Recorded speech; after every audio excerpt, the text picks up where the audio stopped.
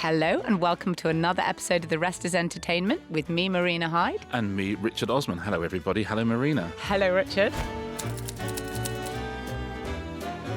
We are doing boxing, or is it boxing? Because it's essentially a YouTuber, Jake Paul, who started on Vine. He's become a massively successful YouTuber alongside his brother, Logan Paul. And he is going to fight Mike Tyson, who will be 58 at the time of the fight. It's going to happen on July the 20th at the home of the Dallas Cowboys. Dallas. The AT&T Stadium, Richard. And it will be absolutely massive. It's not his first fight, Jake Paul. As you say, he started on Vine and, then did lots of YouTube videos. He then sort of pivoted to become a very unsuccessful rapper. He had, by the way, the third most disliked video in YouTube history, his first rap single, which was It's Like Every Day. He's made a living on being disliked. And his brother, Logan Paul, who we'll get onto, got into all sorts of trouble. Jake has re-pivoted into becoming a boxer. The first fight was his brother Logan was called up by KSI, who's a British YouTuber, again, absolutely massive. And Logan fought KSI. And Twice. And Jake fought KSI's brother, again, in front of an enormous crowd. But the statistics on that are so absolutely wild. Boxing is mainly sold by pay-per-view tickets. I should say that the Jake Paul and Mike Tyson fight is going to be on Netflix, and we're going to definitely come back to that in a minute. And that's going to be available to all Netflix viewers. But most of it is sold by pay-per-view. When KSI fought Logan Paul, the first fight, there were 2 million pay-per-views, which, when you think what people are paying, which is, tens of dollars, it could be $60, it's enormous. The second was 1.2 million pay-per-views. To put that into perspective, when Deontay Wilder fought Tyson Fury, both these are massive fights. The first fight was 325,000 and the second fight was 850,000 pay-per-view. Now, those are sort of boxing's biggest thing at the time, and this is blowing it out of the water. Out of the water. But a lot of it, and people have made it, obviously, you can imagine the complaints. Even if you don't follow boxing, it doesn't really matter, because you can imagine what people are saying is, this isn't really sport. He's not that good at boxing. He's okay. He's a journeyman. How come he's getting... It was like, well, I'm sorry, but boxing bears a huge amount of responsibility for what has happened here, okay? Boxing, it's like a sport that hates its fans. Why can they not see the matchups they want to see? Why could they have to wait years? I mean, finally, Tyson Fury is going to fight Alexander Usyk, but that's taken so long to happen. And what also, people like... it probably won't happen. Well, maybe I think maybe it might now. But, that will be the first undisputed heavyweight champion of the world this century, which tells another story to you. The fans don't get to see the matchups they want. It takes forever. It's always talk and it never comes off. And what these YouTubers understand more than anything is attention, eyeballs. They start, a YouTube beef becomes a feud, becomes a fight, and it all happens, and it all actually takes place. Yeah, and it becomes $40 million. Yeah, and he made, I can't remember what he made last year, and I'm going to probably get this wrong, but it's something like $48 million just for him. He's one of the top 5 best paid sports people in the world. Yeah. And he's not a sports person, except isn't he? I mean, why isn't he? And people are watching these. I mean, you're watching sort of KSI fight, and he's not really fighting, but it says such a lot that it's a sort of, I don't know, it's almost like it's a parody of the sport, but it's doing bigger numbers than the sport itself. Well, boxing really embraced hype very, very early on as well. Ali, as well as being one of the greatest boxers of all time, was the greatest showman of all time. I can drown a drink of water and kill a dead tree. Wait till you see Muhammad Ali. And so hype has always been a thing. Building up hatred before fights has always been a thing in boxing. It's how they market absolutely everything. And so Jake Paul just sort of very much leans into it. It's quite impressive what he does. And, he fought an awful lot of YouTubers first. Yeah. Then he fought an awful lot of MMA fighters who you can outbox. The first time he fought an actual boxer was Tommy Fury. Yeah. So Tommy Fury, relative of Tyson Fury, of course, Love Islander. If anything sums up culture in this century more than this, I would like to know what it is. A Love Islander and a YouTuber in Saudi Arabia punching each other in the face, and they made $40 million out of it. Which is way more than other sort of... Crazily more. Proper fighters. Well, Tommy Fury is making more money than Tyson Fury. Which is ridiculous. Come on. But what I will say in his defence, he understands his market. He's very punchable. So he's in the right sport. Yeah. But he has put women boxers on the same Yeah. undercard as him. He has poured eyeballs, I suppose, onto the cards on which he's fighting. And so he's done a lot for women's boxing. He's trying to unionise them all. He's Yeah. done a lot for pay. He's tried to come up with these new pay-per-view models that are really fighter-friendly. He's done a huge amount for the sport. And although people sort of hate it, a lot of people in boxing hate it because they think, oh, this is art, the sweet science, all of this sort of stuff. It's like, yeah, but you've done it to yourselves. You've done it to yourselves. Boxers, as you say, Richard, have always need to be self-promoting. Maybe boxers need to start cultivating own online fandoms themselves. We have got to talk about Tyson because having said all of Mike that... Tyson. Mike Tyson. Sorry, Not Tyson Fury. We've got to talk Which, by the way, if AI came up with the name of a boxer, Yes. that boxer would be called Tyson Fury. Yeah. But listen. I find it is depressing. God, I saw Andrew Tate had said there's no honour now in knocking someone like that out when they're like 58, and thought, oh God, it pains me to agree with you. But people are saying Jake Paul posted some footage of Tyson, which he said this is from 2 weeks ago. He's working out in the gym. Or am I scared? Yeah, not really. I'm ready to do this. And it is some great footage of Tyson. But as it turned out, fans did sort of OSINT on it and are like, no, this is from 4 years ago. He's now got sciatica. He's got loads of back problems. He's been pictured using a cane. He's constantly pictured going through airports in wheelchairs. Using a cane? Yeah. Okay, well, that's something. Yeah, That's an improvement. Okay. Yes, Yeah. and to walk rather than to beat anyone gotcha. with it. And going through airports in wheelchairs.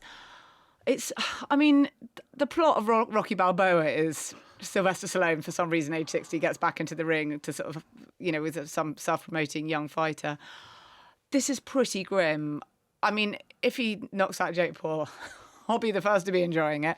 But it's pretty grim to watch a nearly 6-year-old do this for money. I don't know. I suppose it will depend a lot on the result, but Yeah, I mean, lots of bad things could happen with this. Well, you can tell it's bad because even Eddie Hearn thinks it's in bad taste. Eddie Hearn We finally and found Andrew his Tate limits. think this is in very poor taste. That's true. Both of them have said that. Eddie Hearn's a boxing promoter, if you don't know him. And It feels like an unusual move for Netflix to put this on, I would say. So It's they're going to be putting it extraordinary. on live as well. they're putting it on live. Again, we keep talking about Netflix saying, oh, no, we don't do live sport. It's like, yeah, but you've just done Nadal and Alcaraz. They have done, they do some live sport. I mean, obviously they're doing bought the the wrestling, as wrestling. you said. Well, there's somebody who is called, his job at Netflix is the VP of non-fiction sports. Oh, wow. Non-fiction sports is a real kind of doomsday category, isn't it? But there was someone actually in the Iraq War whose job at the Foreign Office, you could ask for them at the switchboard, was head of story development.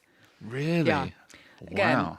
But yes, so the head of non-fiction sports at Netflix thinks this will be huge. And again, you have to say that if it's going to be made freely available to all Netflix subscribers, then so many people, again, will be huge. coming into the sport who on other pay-per-view things will be like, what, $60 for one night? No, I'm not paying that.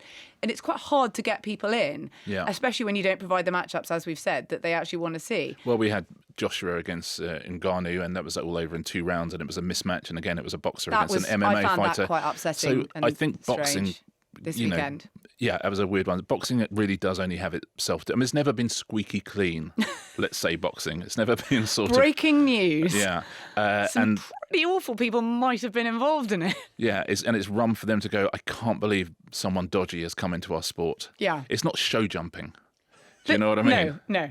Although Oh, I bet show jumping is dodgy as well. Oh, yeah. Yeah. No, that show jumping is quite dodgy too. But one of the other ways... Some show jumpers are not it's dodgy. It's really just weird watching that kind of internet, that extremely online sensibility being brought to it. Just like when we talked about Mr. Beast, like he understood how to... He just sat there for ages studying virality and how things went viral. Jake Paul started doing this thing where he said, okay, in the sort of trash-talking pre-fight press conferences that they've always had in boxing, okay, but, if you lose, will you have I love Jake Paul tattooed on your middle finger? And this guy, this fighter has now had to have I love Jake Paul tattooed on his middle fingers.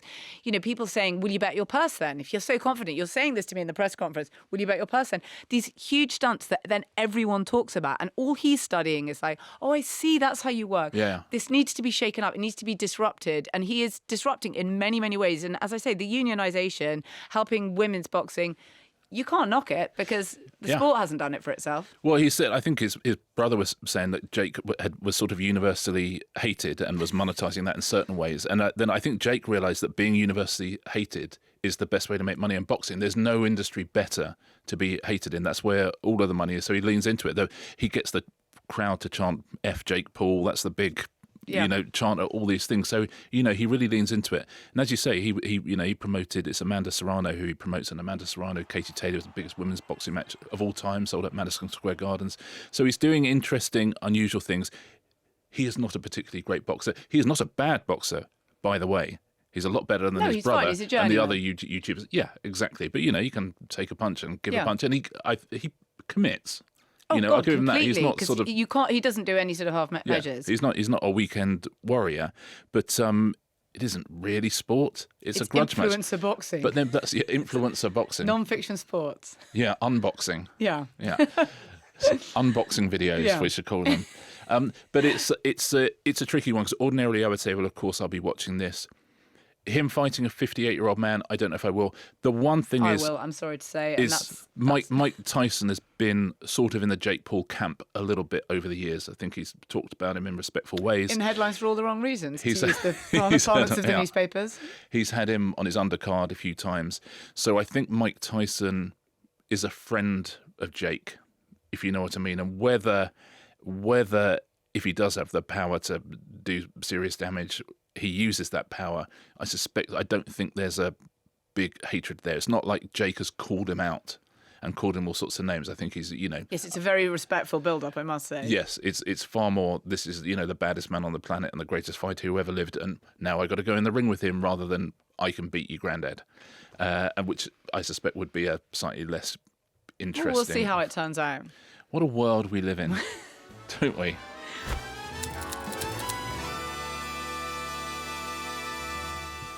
I wanted to talk about Channel 5, if I may. Please. I want to talk specifically about their documentary output because this weekend they have a fast turnaround documentary about the Wonkaland fiasco in Glasgow, which has entertained us all so mightily. And so we've been looking at it. Was it called Willy's Chocolate Experience? Was Have it they called? not had a... I mean, sorry, before I even go ahead, did they not get a sort of passing off action from the Roald Dahl estate? You can't just do that, I think. I don't think you can sell tickets. I mean, there's a lot of stuff you can't do that they did. But anyway, my thinking would probably be this. They're probably thinking, we can't really call it Willy's Chocolate Experience. We will be sued, but no one's ever going to hear about it. And now look at them. Genuinely, I guarantee I will watch, and I genuinely guarantee that another 1.5 million or 2 million people will watch as well. And it just shines a light on how brilliant Channel 5's documentaries are. They're so amazing at putting their fingers on what people are interested in. It's like SEO, isn't it? It really is. It's almost like... It's like human search engine optimization. Could we not do this really quite quickly? And the answer is yes, and particularly in the case of this Wonka one, you've got a lot of actors who either weren't paid or were... Sorry, I didn't want to shame the House of Illuminati who organised the Wonka experience, who the real Illuminati are obviously far more organised. But they... Most recently they did, I think, Al Pacino's Oscar speech. Yes, they put that one on. They threw a great speech. Obviously, all the actors, either they didn't get paid or they got paid very belatedly, and they want to talk. None of them are obviously famous. They are non-celebrities. So everyone wants to talk. Everyone's kind of quite glad to have been part of it. So they're kind of the dream fast turnaround.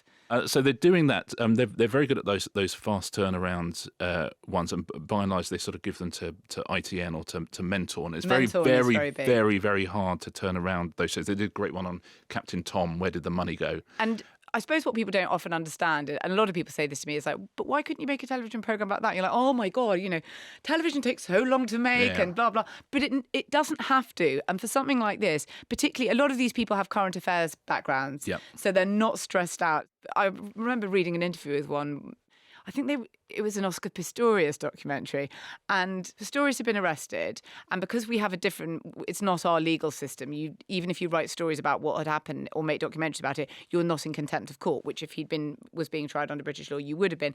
So someone had said to this guy at like 4:30 on a Friday afternoon, let's have a Pistorius documentary.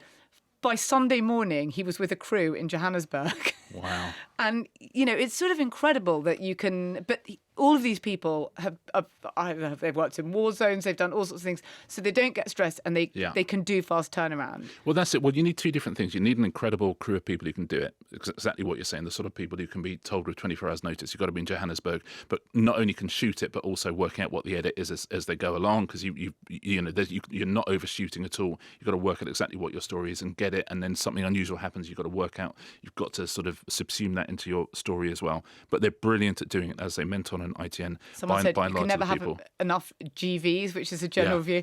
They should be shooting at all points. The second he got to Johannesburg, it's like, if we're not shooting, we're making a mistake. Yeah. So let's get the outside of almost every possible house or property or like office or anything featured in this story.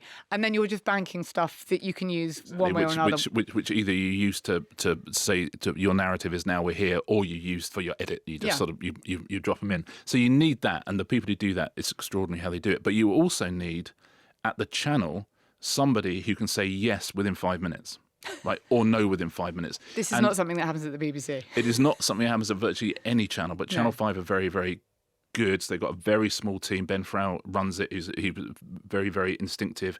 And if you do want to make a fast turnaround documentary, you can't have a commissioner who takes a week and a half thinking about it. Right? You need a quick yes. You need a quick yes. It needs to be 5 or 10 minutes, and they're set up to do that at Channel 5. You also need a channel who are happy to change their schedules at a moment's notice and to say, look, this is not going to be in the Radio Times, but, we hope that the social media and stuff might, promote it anyway. And they have that at Channel 5 as well. They're very happy to move their schedules around. And, it really, really pays off for them. But that's incredibly rare to have a commissioner who will it's more like a news editor. Yes. Right? So a news editor has to.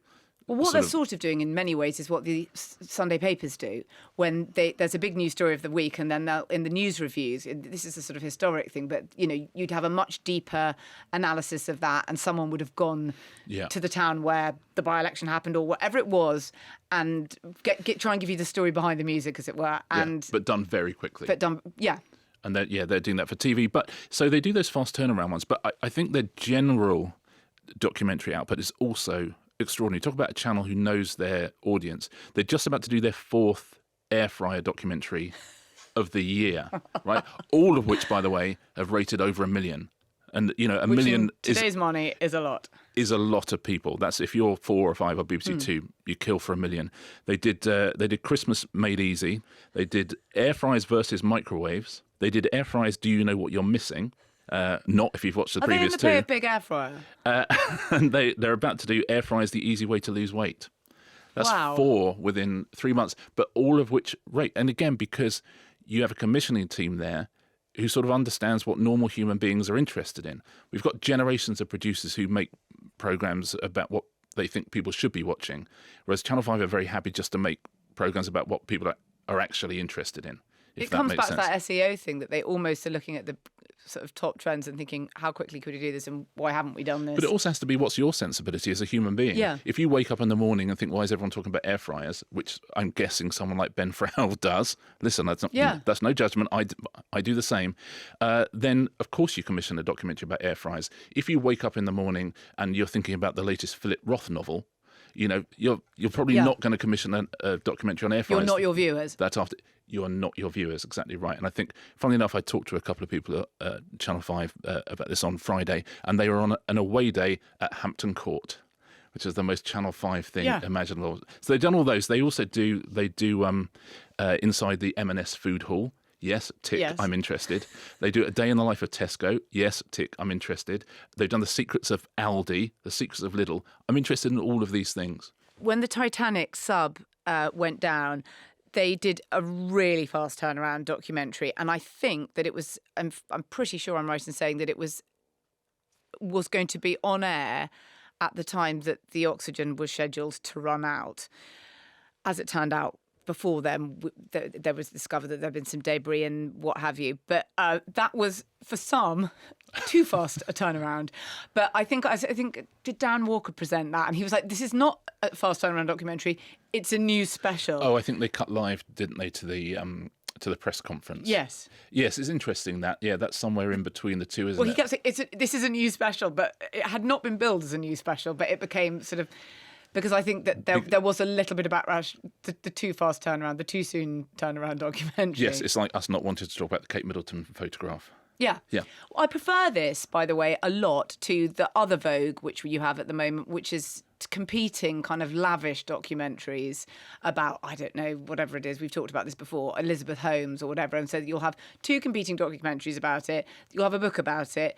There'll be the TV show about it, which will be shot extremely expensively. And then someone else is also doing the TV show. And you think, okay, I think I've got the point about this news event that happened a year ago. I prefer this type of fast turnaround to kind of, 1 year and a half on, just being absolutely hosed down by content about this one thing. Yes, in 18 months' time, I do not want an 8 parts, the rest is history about Willy's chocolate adventure. No, and a really expensive dueling like Hulu and Netflix documentaries about it. No, thank you. They are very interesting. The people they have doing their documentaries, Ben Fogle, they have Alexander Armstrong. Yes. Inside the Royal Palaces. I started watching one of those just so I could send him like a snarky message, and I watched all the way to the end because it's brilliant.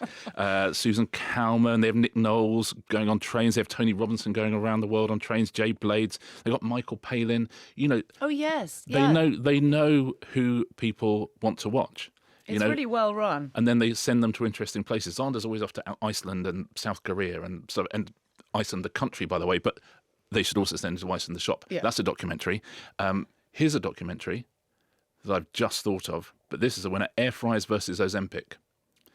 You give 10 people an air fryer, you give 10 people Ozempic. 1 month, you see who loses the most weight. Okay, I'd watch. Yeah. I think I know the answer, regrettably.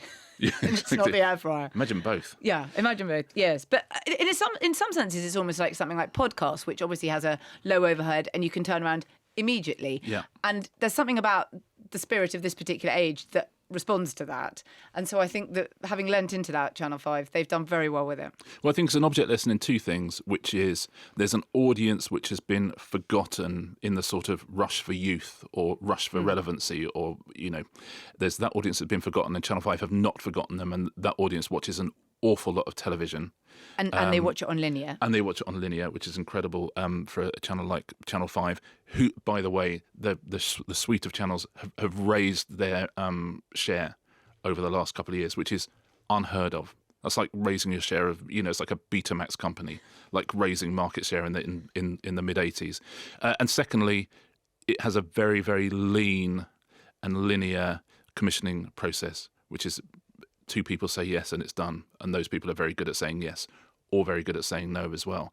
And it's sort of not rocket science in a funny kind of way. When you see a channel that is run in that way for its audience and done in a very neat, very smart way and is making money for people, you think, well, it is doable at a commercial broadcaster. Different channels have completely different issues, of course, but Channel 5, if you wanted to do a template 5 years ago of how they should have run it, it's been run exactly like that. And I think sometimes we have to give credit where it's due, and there are success stories out there, and Channel 5's air fryers and Willy Wonka output is one of them. Well, so that's the Willy Wonka documentary on Channel 5, which I think is this Saturday, March the 16th. Yeah, I will be watching. Yeah, be there or be Sky, I will definitely.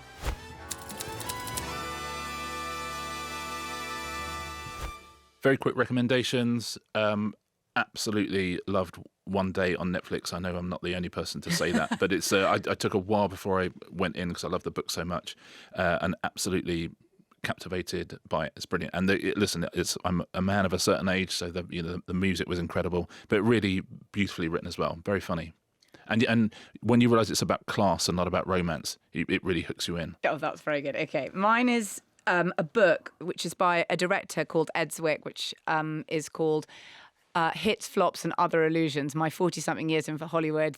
TV-wise, he made 30-something, My So-Called Life, movies, Legends of the Fall, Shakespeare in Love, Last Samurai, Glory. I mean, he's got an incredible career, but it's the way he writes about the job of being a director, about stardom. I find the way he talks about stars and how humanely he talks about these really otherworldly creatures and how exposed they are when they're making a mega movie and all sorts of things like that.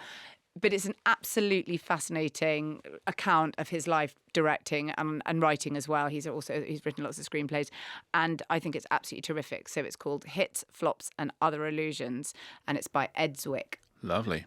So that's recommendations. How about some questions and answers? Let's do that. I recommend watching it all in one chunk. Oh, that's good. It's terrible. We teased this last week. We said we were going to answer it. Yes. And it's from Jeremy Ainsley. Thank you, Jeremy. He asks, what's the biggest waste of time meeting you've ever attended? I mean, a lot of candidates. Yeah. I'm trying to think of an interesting one. And so I've come up with two. During elections, general election campaigns, you sometimes go on the battle bus, which is the sort of touring, coach of one of the parties, and you go and you watch them do a campaign event and you write about it and you come back to London.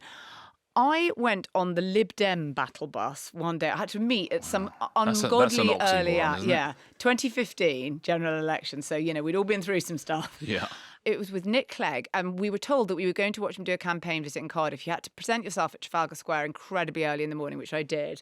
By the way, it's like 750 quid a day to go on this bus. You have to pay to go on the battle bus? Oh, my God, it's insane. Yeah, I don't think you're allowed to say that, but anyway. Like pay-per-view? This is a long time ago, and Nick Clegg works for the... Well, Nick Clegg is now fighting Jake Paul, right? Yeah, oh yeah. I mean, why? Yes, he hasn't. No, he will be glossing the apocalypse for you. When the quantum computing era has ruined the world, Nick Clegg will be standing up there for Mark Zuckerberg saying, we will learn from this. We know we have more work to do. Anyway, so we've got in the bus and we went to Cardiff. And we went all the way to Cardiff. And it was one of those things where they have a sort of little curtains across the bus. We weren't really allowed to talk to him because we were going to do the campaign visit later in the afternoon. And we were trying to find out what was actually going to happen at the campaign visit. And it turned out that Nick Clegg would be making a pancake in a test kitchen in Cardiff. And you're thinking, how the hell is this anything to do with our democratic process? Like, how him doing this pancake, why are we even... By the way, the next day he went to Go Ape for the afternoon, so I can't even... You got to have a day off. I'm going to shock you. They didn't do very well in that election. Anyway, we got all the way to Cardiff and they said, oh, we've just seen the test kitchen. It's absolutely tiny, so no one can fit in there apart from Nick and one person from PA News. So I went to Cardiff to watch Nick Clegg, not watch Nick Clegg make a pancake in a test kitchen. And then we drove all the way back from Cardiff to Trafalgar Square. I was back like in the real deep darkness. So that was an entire day. You tell me why that's part of our of how we campaign in the general election, and you tell me a lot of things. But yeah, that I would say was the biggest waste of my time ever. And you paid £750. Well, I personally didn't. That. The Guardian paid it, thank God, because it's expensive to do these things. They charge you. It's like going to the party conference. You actually have to pay to do it. Wow. I know, it's horrifying. Obviously, you should be paid a fortune to do it, but on the way back, were you able to talk to him, or was he busy? Cancelling student I'm trying to loans remember if there was a sort of one of those kind of coach picnic tables at the back where we went and sort of asked him a couple of questions. But I don't really... I've looked at what I wrote and there are no quotes from him in it. So I'm sort of thinking, was I really annoyed and thought, no, I'm not writing whatever PA have done when they've been... That's the press association in the tiny test kitchen watching him do the pancake. If they've written some stuff... I was not allowed in there, and I'm not going to write anything that happened in there. I don't know. I seem to have majored quite heavily on the fact that I went to Cardiff to not watch him make a pancake. By the way, can I congratulate you on your column about Christian Horner and Jerry Halliwell, which you headlined "Keeping Up with the Carcrashians." Well, it's an engrossing saga. Yeah, that's amazing. Might be the best joke of all time. Oh, no. This I can absolutely confirm is not the case. Another type of meeting that I would say is not at all pointless and yet can sometimes see it. My husband said, what about writers' rooms where you spend like weeks talking about something and then in the end you don't do the episode like that at all?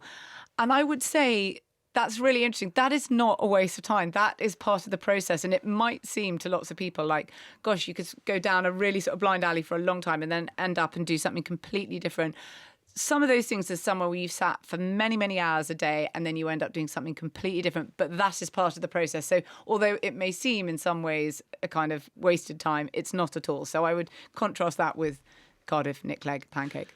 I would say two particular types of meeting, maybe three particular types of meeting that are always a waste of time, but that you always have to do. One, any meeting with Americans. Literally any, you always, back in the days of Endemol, you'd have to fly over to LA and, we're going to go pitch to the networks. And you'd have 4 or 5 things that, had done well in the UK or whatever. And you'd pitch before. So, you know what you're doing. And, you'd be in LA and, you'd go to CBS or something. You'd have this meeting and you'd pitch some reality show or other. And honestly, at the end of the meeting, you'd think you were royalty. They would just be like, Listen, I've been doing this job, what, 30, 40 years. That's the single best pitch I ever heard. That is the greatest idea, not just in the history of television, but in the history of ideas. That's like when the Wright brothers went up in their plane. Hold on, I got to call some people in. And they say, John, Debbie, come in here. These guys here have just made us billions. It's the greatest idea I ever heard. Listen, we're going to get straight back to you. I'm going to talk to some of the guys here. But my God, this is huge. And then you literally never hear again, right? And that's every single meeting you ever have with an American executive is them just looking at you like it's like their child has just been born, like the greatest joy of their life has just happened. And then you sort of, the first time you go to America, you sort of come away from the meetings going, oh my God, this is amazing. I mean, perhaps we have to move out here because we're going to be, that's like Clearly this is going to involve a number of life changes. 4 shows, we're going to make all of them. And so, yeah, let's start looking at properties. And then, yeah, you go back to England and... Never. You never hear anything. And it's the same, anytime you have a script meeting with an American executive and they're all kind of, listen, the script we've just got, I think we're ready to go. I think it's the best thing I ever read. And then you discover they sacked the writer the next day. Yeah. And you think, okay, I mean, you could just say, just say this is probably not for us, or we've got something a bit like it, or I don't know if the character arc really works. Just say. You don't have to be relentlessly positive. So any meeting with an American, by and large, any meeting, there's a sliding scale. The bigger the celebrity, if a celebrity has an idea, like a big celebrity. Ooh, dangerous.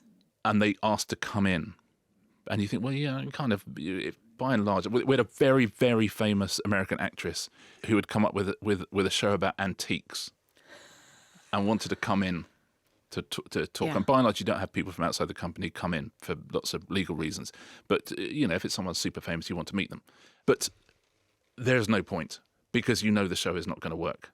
You know that the show is going to be some weird thing that they thought of on the treadmill at 5 a.m. and, they badgered their agent about, and their agent that said, literally their agent's just got them 3 meetings just so they can get it out of their system. And all they're going to do is talk to you about the movies that they're in and that, you will never hear about it again. So the more famous the person who brings you an idea is, the more pointless the meeting. I've had lots of pointless meetings, but those are meetings about pointless, which is a completely different thing, which weirdly have a point. And the other one, so Americans, very famous people, or hosts you're already working with and your show is a huge hit, have another idea for you. And but you want to say sometimes, that you didn't come up with this idea that's a hit. That we did that. We've had this massive hit and you're a brilliant presenter, but you're the front person for our idea. Yeah, we do the ideas, you do the stuff that we can't do. But they'll go, I've got another one for you. What do you mean? What do you mean you've got another one for us? You haven't had one in the first place. We might have another one for you, and we don't actually because we need to keep you working incredibly hard on that show. So those are the just your heart sinks. Meetings you have to take. You have to go to America. You have to talk to Americans about shows. If someone very, very famous wants to come in, you don't have to, but you want to. And if it's a piece of talent you're already working with, you have to take those meetings as well. So those, I would say, are my categories of the biggest waste of time meetings I've ever had. But now I realise I haven't paid £750 to be on a battle bus to not see Nick Clegg flip a pancake. So I have not lived. Okay, this is from Maria Mangel. How close to the real thing is W1A? So W1A is the BBC sitcom, sort of behind the scenes at the BBC with Hugh Bonneville and Jason Watkins about the sort of upper echelons of BBC executives. As they try to do very small things and sometimes big things at the BBC and come up against the kind of institutional structure. It's got Jessica Hines, you've said Hugh Bonneville. Sarah Parish. Yeah, Sarah Parish. It's terrific. Just so you know, I've had a word with Helen, the producer, and what I've done is basically, I'm talking to Ian, actually. Cool. This is important. No, sure, I'm good with that. I would say that it is very close, and that is why it really works. And funnily enough, I was talking to my husband about this in context of something else, because he works at the BBC, and he said it was so specific and it was so realistic that they thought at the start, this is people will just think this is absolutely bizarre.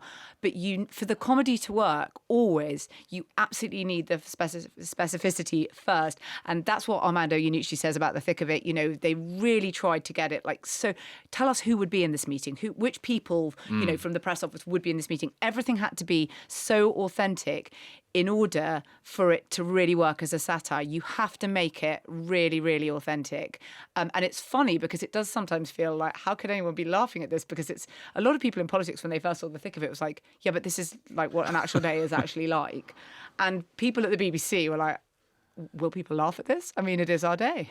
It has some eerie similarities with real life. There's the Jason Watkins character who will never come down one side or another on whether something's a good idea or not. It used to just be there were people at the BBC who could have a whole career of never sort of really venturing an opinion and just rising upwards and upwards and upwards. And funnily enough, as some of the indies got bigger and bigger and bigger, you started getting people at the big indies who would just sit in a room. I'd sit in a room sometimes, talking of biggest waste of time meetings, you'd sit in a room sometimes at Endemol and there was no point being there because you were trying to have a creative meeting with people who just wanted to get out of the room without having any extra work to do and wanted to make sure that, you know, you weren't unhappy, right? And that's a very BBC thing, and it's become a big indie thing as well. So that's very true to life. The Rufus Jones character, who's sort of the entertainment producer, I think is brilliant, who's always saying, oh, lovely Claire Balding. We love Claire. You know, that's very true to life. I think it is. I mean, it's like anything else, it's a satire. And actually, when you go to the BBC, it's full of some rather brilliant people. You know, if you go and talk to Kate Phillips in entertainment, you just have a brilliant meeting with somebody who's very good at her job.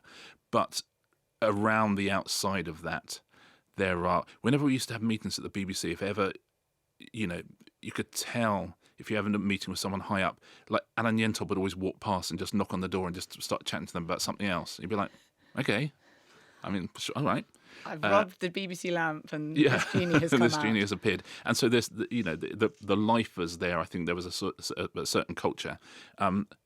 It's quite different now, I think. It's pretty, because it's, I think it's quite lean now, the BBC. I want to say about all of those shows is that the reason they work as incredibly successful workplace comedies, even though they might be in quite a recherche world that's not the same as other people's world, is because people recognise those things from their own offices. And it might be a paper company in Slough, and it might be a kind of rarefied meeting room at the BBC, or obviously W1A sprung from the 2012, which is a sort of satire on the preparations for the London Olympics.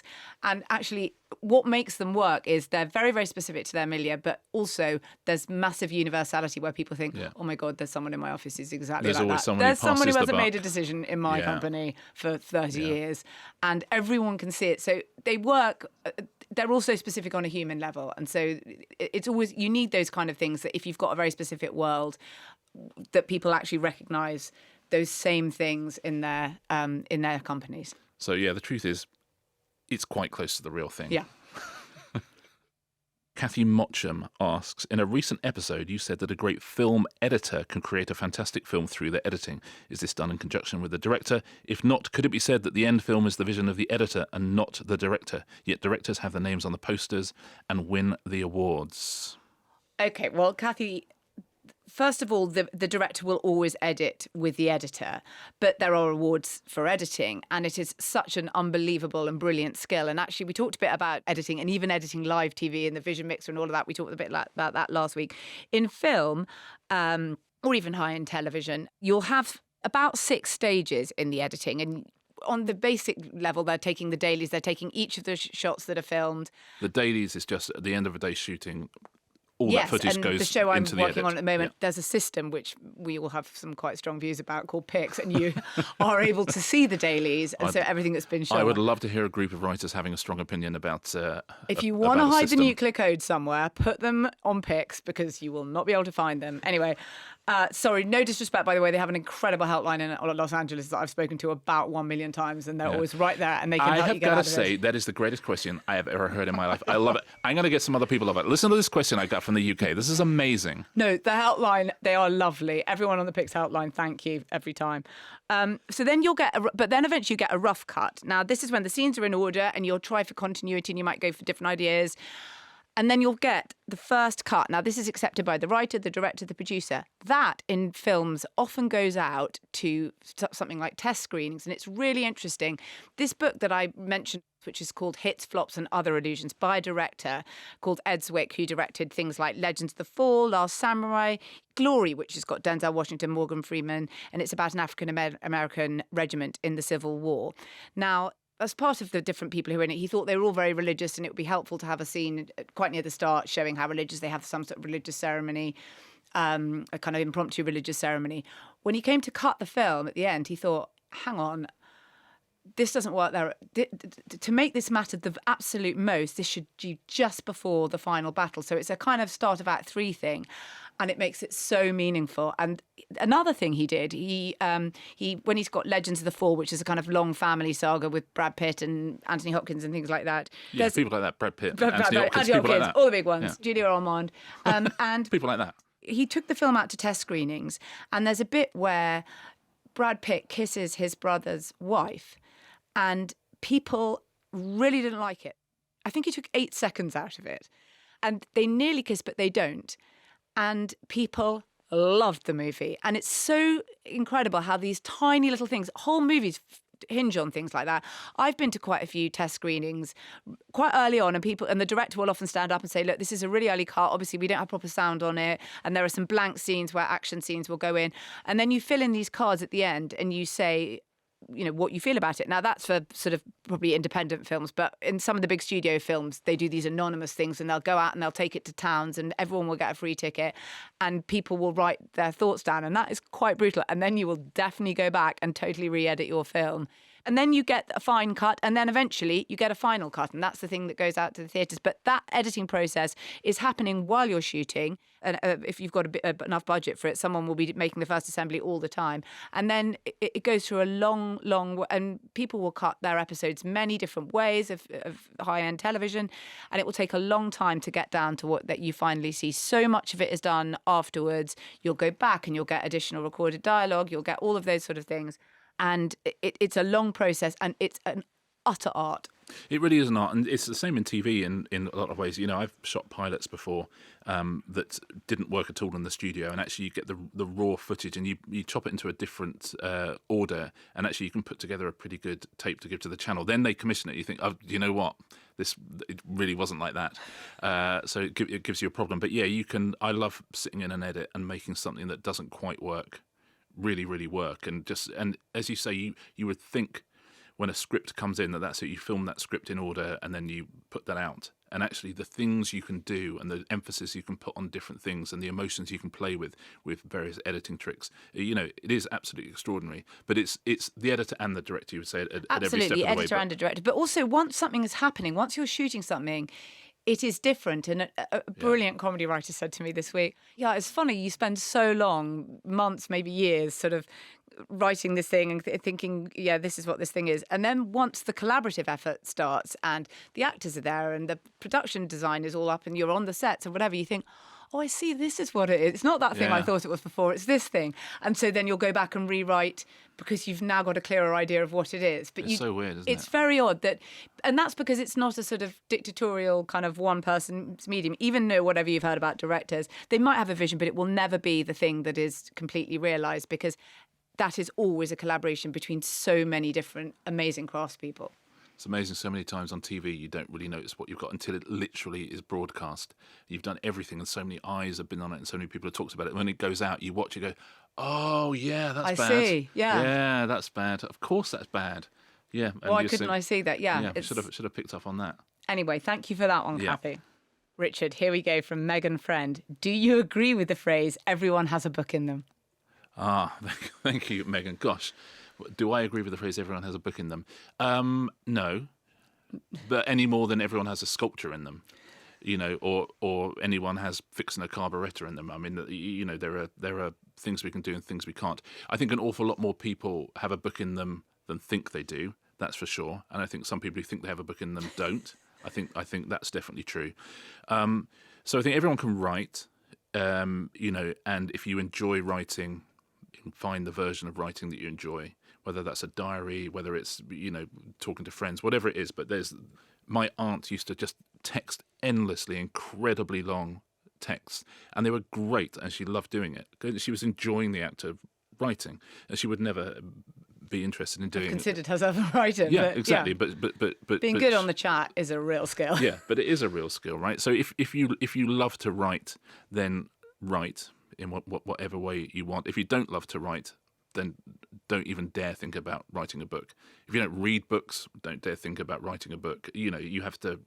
Writing a book is such a long haul that you will need every single ounce of whatever you have in your brain and your heart and your soul to get to the end of it. So you better love writing, and you'd better have some aptitude for it. I would say anyone who thinks they've got a book in them, go ahead, just write it. You'll find out, sooner or later. Either you sell it to an agent or you find an audience online for it. Writing usually finds a home. But yeah, I think that there are many things in life that I do not have in me. A painting. I'm not going to have But I do firmly believe that you can be taught to do many of these things. And I'm always really sad that we don't teach properly drawing in schools anymore. Everyone can be taught to draw so much better than people are able to. And I've seen these people who teach these, incredible techniques. And in the hundreds of years ago, people would have been taught how to do this, and they would be able to produce competent drawings. You hear very many stories about people who say, for some reason, I decided to take singing lessons. They're not a genius at singing, but you're taught to be skilled and good at it, and you can absolutely be taught to write well. And you can be taught to write better, for sure. To be right perfectly competently. Perfectly competently. I can't even speak perfectly competently, but you can be taught to write, to draw, to sing, to ways that are, pretty adequate. And I know that sounds like what faint praise, but actually people who think, I can only draw a stick man. No, you could do so much better. If someone properly took the time to teach you and you took the time to learn, you could do far, far better than you would possibly imagine. Same with singing, same with writing, same with lots of these things that people think are, I have to be possessed by a genius. Well, you can get a lot better just being taught or taking lessons, finding ways to learn online. Yes, please God, don't be possessed by genius. I mean, we honestly don't want to read books or watch television programs by people possessed with genius. Yes. I would say my basic rule of thumb is if you absolutely love reading and love writing and you don't think you're good enough to write a book, you are good enough. If you hate reading, hate writing and think you are good enough to write a book, you're probably not. Yeah, you're also a celebrity and probably have a 10-book deal with someone. Are you talking to me? No, I'm not talking to you. No, I'm not talking to you. I think it's been proved that you can write. Has it been proved I'm a celebrity? Yes, okay. Richard, you are a massive celebrity and you're a brilliant writer. This is like being in an American meeting. Yeah, I know. You're not going to hear from me. I'm going to ghost you the second we've left this room. Yeah, how comes the podcast split up? I don't know. I genuinely don't. I've literally sent her 100 texts, but she's like that, I guess. I have a question from Jeff Nicholson. Thank you, Jeff. Can you tell me, is there any reason why, when filming, actors would use an empty cup and pretend there is a drink in it? No actor alive can cover up the fact that it's an empty cup. It immediately brings me out of the story. If you played 100 clips of characters drinking from these cups, I could tell you with 100% accuracy which ones had liquid in it, even if they were just carrying the cups. It is brutally obvious, says Jeff. That's a podcast. Okay. First of all, Jeff, you are not even weird. This is an obsession. People have been obsessed with this for ages. Now, the sort of obvious practical reasons for it are if you can see through the cup, it affects continuity, so it's just a lot easier not to have anything in it. But you can't have an empty glass, so they do normally have coffee cups. Wardrobe would hate you if you spilt it. I mean, even in the studio, we have to have a ridiculous sippy cup. Yeah, little sippy cups. Yeah, so wardrobe would hate you. It would cause a lot of trouble. You don't know how many takes you're going to have to do, so they don't put anything in them. I totally agree with you on the weight issue. This is also an issue with suitcases that you will see on TV, where people are sort of flipping their supposedly heavy suitcase up very high and putting it on the rack in the train above their head, and you think you couldn't do this completely empty. I can do that. Now, I do also... do you know something? I hate to go off on a sidebar. Why not? But I can stow my luggage on a train or a plane without getting out of my seat. How about that for a skill? Okay. And I often do it because I know people get a kick Go out wild of it. for it, yeah. They love it. Oh They my go, God. oh my God. Boarding is stopped while Richard Yeah. takes a bow for the stowing trick again. Yeah. Okay, the thing that you said about that people are able to tell, there's this museum of sort of illusion and perception called Twist that's at Oxford Circus in London, and there's a really interesting exhibit in there where you listen to the noise of boiling water being poured or cold water, and humans have internalised this so much that 93% of adults are able to tell from sound whether water is hot water, like from the kettle, No or from the tap. way. And if you do it, you get every single one right. And you're like, I can't actually believe I just got sort of 10 out of 10 on this. And 93% of humans, you've internalised this noise so much, you've heard it so many times. And this is a bit like drinks on TV. No wonder you can tell. I believe you could tell with 100% accuracy that there's nothing or something in those cups, because these little tiny little quotidian noises of our day, we are so attuned to them, and you know far more about. So it is one of those things that sticks out, and that I think is the reason why there's like a massive online community of people who talk a lot about cups. And I should say that something like 21 people wrote in about cups this week. I think there must have been a something must have bulletin board happened. somewhere. Is bulletin boards, is that a thing? But in general, yes, you mustn't let talent anywhere near liquid. Yeah. Genuinely. Yeah. You know, on telly, because you spill it down your shirt and then you've got to stop filming. That's why we've always had tippy Tommy cups on Pointless, because Xander spilt mint tea down them literally on the first ever episode, and it's, you know, it ruins everything. But yeah, that thing of continuity is fascinating. On panel shows, you always have to have mugs and not glasses, because if you use an answer, if you use the second answer first and then the first answer, because for various reasons it works better, and their water keeps going up and down, then you can't use it. It's the same thing that if someone's wearing glasses and then they take them off when the camera is not on them, and so the next time you look at them, they're not wearing their glasses, you have to make sure you've got a shot of them taking their glasses off or putting them. You just have to make sure you got that shot. Otherwise people go, well, this is insane. Very important pickup. Are they wearing it or not wearing Yeah. it? And that's different sort of glasses. There was a good bit in One Day, funnily enough. One Day is very good for having things like, having to write letters to people and having cassette tapes, all these things that we lost long ago. And there's a great bit where Emma is carrying a really heavy suitcase, and you realise, of course, they didn't have wheels. Yes. It was pre the wheelie suitcase. Yes. So, yeah. But that looked heavy. Yeah. But good. Perhaps it wasn't. Okay, question on libraries from Louise Kenny. Do authors get paid when their books are loaned from a library? Is it a set amount or a small amount per loan? That's a good question. Firstly, support your libraries. They're absolutely incredible. And it's just, people sometimes say, I'm afraid I got your book from the library rather than bought it. I'm like, that's like a dream to me. I love it. Yeah. I love it if people are getting the books from the libraries. The simple answer is yes, authors do get paid every time you borrow a book from a library. It's not an enormous amount, but it's certainly, at the end of a year, the maximum you can possibly get is £6,500 if it's been, borrowed lots and lots of times. Per how many libraries? For all the libraries? Not per library. No, per all the libraries. Yeah, you get a cheque for... well, you don't get a cheque, do you? It just gets put in your account. Yes. It's not 1983.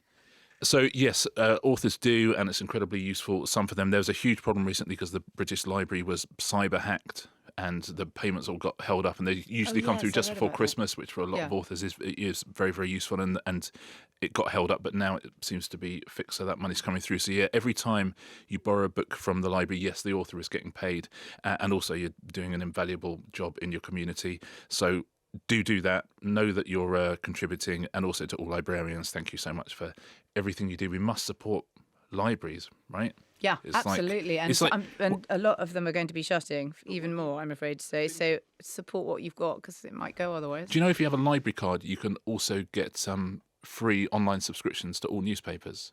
Oh, can you? Yeah, you get Press Reader, because if you go into the library, you can read the newspapers. Yes. And so, yeah, you get a Press Reader thing. If all you got to do is put in your library number, and you get free subscriptions to the newspapers as well. I mean, they're really good libraries. I was told off in my local library not that long ago.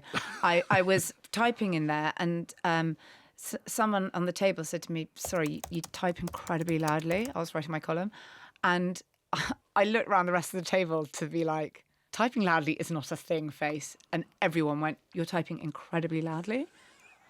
And I had no idea. I type incredibly loudly. Do you? Ingrid's I've always got- saying, it's like there's an elephant typing. It's like I'm using a typewriter, but it's a Mac. Yes, I mean, I'm really quite embarrassed. And then I thought, I'm going so slowly. I'm not going to finish my column, so I have to go and leave and do it in a cafe. Yeah, but I was mortified, but apparently I type very, very loud. I can see actually sometimes if I'm with other writers that they do look, and then I think, I've got to go quiet now. But do you think that's because we come from an era where we did have to use typewriters? I still remember using. I'm Angela Lansbury every time I'm typing a column in the titles of Murder, She Wrote. I'm just banging away, I'm anyway. But I do type very loudly, and I'm quite embarrassed about it now. I've got to see. I'm something a loud about typer. It. Yeah. Let's I'll tell you what we'll do. We'll go to that museum at Oxford Circus and we'll both type and people have to guess which one of us is typing. My mind is still blown by your hot water, cold water fact. It's so fascinating. But also, every single person who's listening to this at home is no longer listening. No. They're literally, they're listening, but over the sound of taps. They've been mandated to make a cup of tea. Everybody listening to this in the car has sped up so they can get home. Make a cup of tea. Do we want time for one more? I think we do. Come on. Go on. Grace Rowan asks, I want to know the answer to this as well, and I bet you'll know. How often are celeb paparazzi photos staged, and how can we tell the staged ones from the real ones? Right, I'm going to have to think carefully how I answer this question. Quite often they are staged. It's like you've got a tiny little lawyer on your shoulder. Yeah, it is. I have got my tiny lawyer is on my shoulder. I mean, paparazzi pictures. Even Princess Diana, towards the end of her life, there's recordings of her on the phone to paparazzi who she worked with quite a lot at that time, a guy called Jason Fraser, saying, have you got enough? Have you got everything? And it's clear that, I suppose, someone who was victimised to a huge extent by the paparazzi, at some point, people think I'll turn the tables myself and I'm going to own my narrative. Nobody said that, by the way, in 1997. But anyway, we say it now. Often, a lot of people used to feel the paparazzi are hanging out on the beach. If I give them one set of pictures and say, can you now leave me alone for the rest of my holiday in Barbados, then they would do that. So you would see a lot of that. Sometimes people just think, I look really good right now and I want to have some pictures done and I will split the money with the photographer if they get into the paper. That happens a huge amount. Really? So they do like a 50-50 I don't know if we can say starlets anymore, but I would say sort of tele-starlets. And you'll do whatever, they'll work out the split. I speculate. I see a lot of agencies. If you see the phrase back grid, that's one of the agencies. Okay. I often think that back grid photos have not been the biggest shock to the person. Not all of them, perhaps, but whoever runs that agency. I would say that there's not the hugest amount of shock to that person that they've ended up in. What sort of photos? Oh my God, But what they do is they take out all the ones where you look like you've got cellulite. They take out, you've sort of got picture approval on them. Okay, yeah, so they can be nicely photoshopped. Anybody can make anybody look dreadful if they don't cooperate. And I think, awfully women got sick of someone thinking, if I get her with a bit of cellulite. There were some pictures of Jerry Hall once and it looked like she had so much cellulite. I think it was just the water reflecting on her. But it's sort of her business. She's a model. She was quite quite a vintage by that point, so she probably didn't care that much. There was a long period in the 2000s, which was an absolute wild west for women in celebrity and paparazzi. And those women, I remember people were wondering whether Britney Spears was pregnant, and a guy upskirted her, saw period blood on her knickers, and the headline was, "She's not pregnant." What? I mean, there were people who used to trail her around the whole time. And obviously, if you've seen the Britney documentary, you hear a lot more about this. That was an absolute brutal Wild West. People sticking cameras up, which to me is a form of sort of sexual assault, and publishing those pictures. And I think people felt if they colluded with people, then they would have some control over this. And instead of spending their whole family holiday thinking, I've got to wear a sarong because I don't want anyone to see they think, I'll do one set of pictures and then I'll be left alone. A lot of people do use it for marketing as well now, but quite a lot of paparazzi pictures are staged. If they look good in the pictures, I'm sorry to tell you, I think they've been staged. You see some people sort of coming out of rival broadcasters, sort of by the back entrance. You go, spotted leaving ITV. Oh, having a meeting. Yeah. And the only person who, there will not be paparazzi normally outside that restaurant, and that person has told them, and then so they can say, oh yeah, I'm in talks with the BBC or with ITV or whatever, and they're going to use that to get a pay rise. People do that a bit. Yeah, listen, I get it.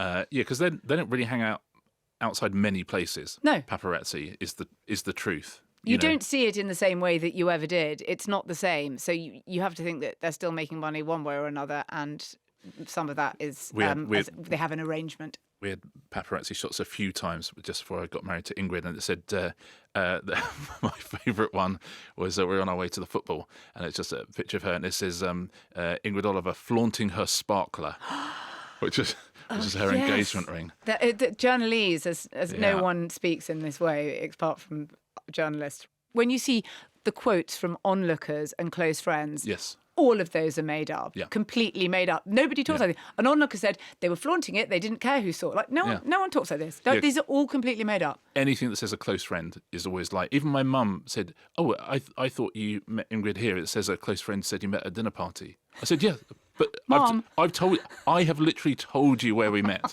Okay. So it's, and I wouldn't keep it. Who's this close friend of yours that keeps going to the papers, Richard? Exactly. And how comes you're going to dinner parties I haven't heard of? They only talk in the way that only tabloid journalists talk as well. They almost say things like canoodle. If there's a specific name that says we were told this, then it's right. Anything else, sources close to... It's completely invented, because actually news stories look better when they're sort of broken up with quotes. Yeah. And that's just been a sort of convention of how reporting happens. And so people have always thought, well, it looks better if we make it feel like it's real, and everyone has sort of added into this debate. It's all invented, those things. 2 answers for the price of 1 there. That was fun. It was great fun. Should we do it all again next week? Let us do it all again. We'll see you all over again next week. See you next week. See you next week. Take care. Bye.